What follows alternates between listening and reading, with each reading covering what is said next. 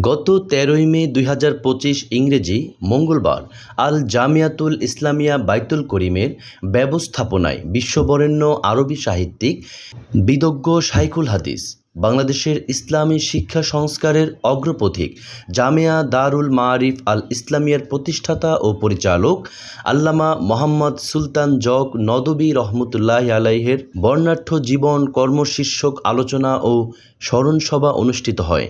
অনুষ্ঠানে সভাপতিত্ব করেন জামিয়ার নির্বাহী মুহতামিম ও মুহাদ্দিস মাওলানা কামাল উদ্দিন সাকি।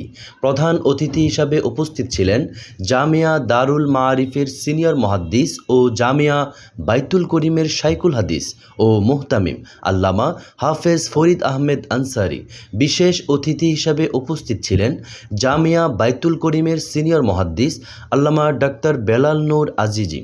উক্ত অনুষ্ঠানে প্রধান আলোচক হিসাবে উপস্থিত ছিলেন জামিয়া দারুল মাআরিফ আল ইসলামিয়ার মুহাদ্দিস ও আন-নাদি আস-সাক্কাফির মহাসচিব শায়খ আফিফ ফুরকান মাদানী।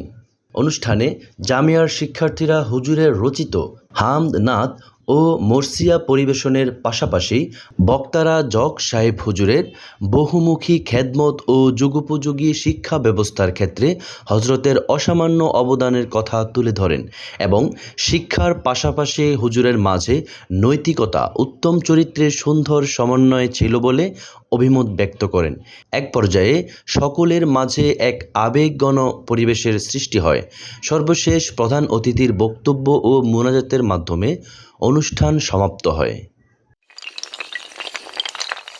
অপরূপ মিডিয়া, ইসলামের আলোয় আলোকিত হোক আপনার জীবন।